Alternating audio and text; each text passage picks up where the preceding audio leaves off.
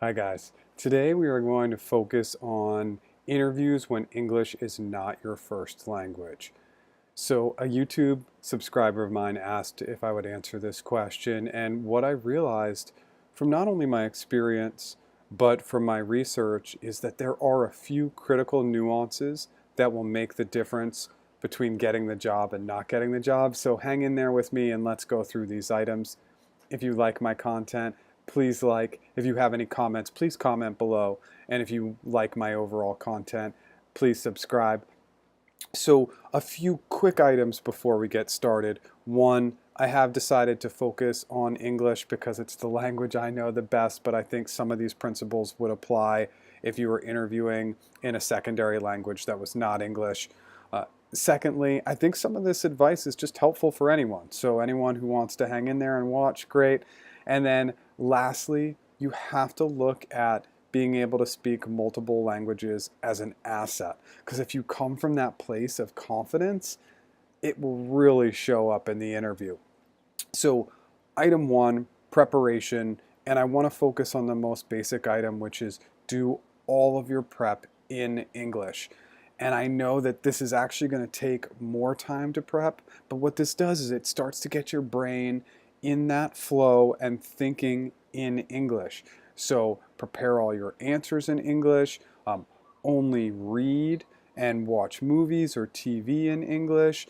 As you're conversing with other people, try to speak as much English as you can when applicable. All these items will help. Obviously, you want to read up on the company and make sure that the position, the description is very clear and that you understand all those terms in English if you don't really do your research.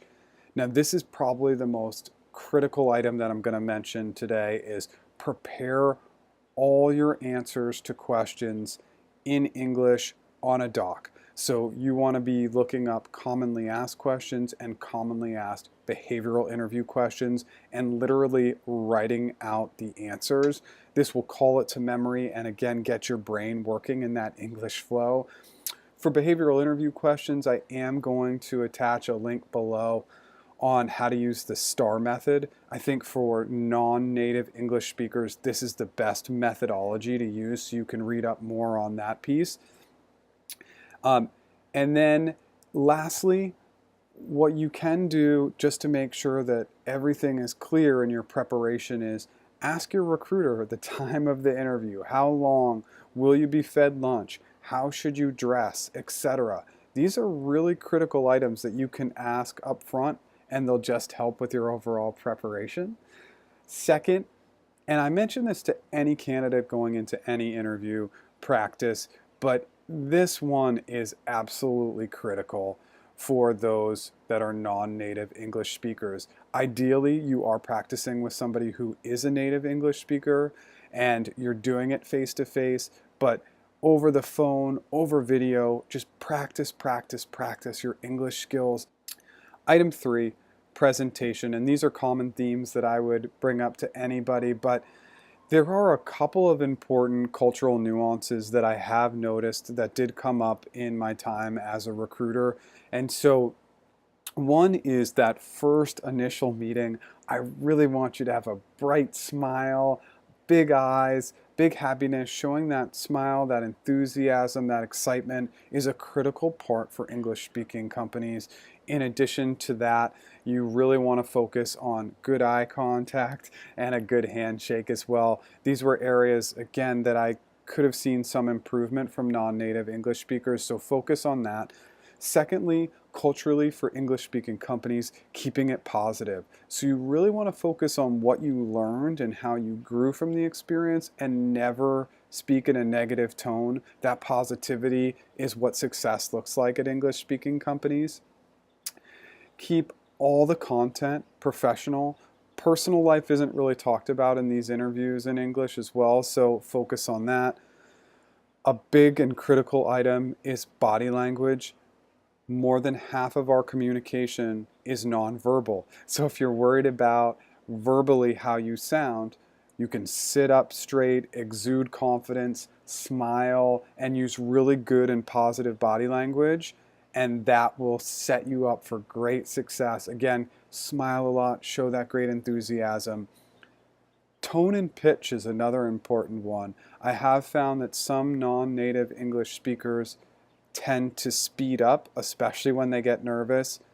Slow down. It's okay to think about the question. It's okay to really slow down and slow your pace down. That can really help you have success.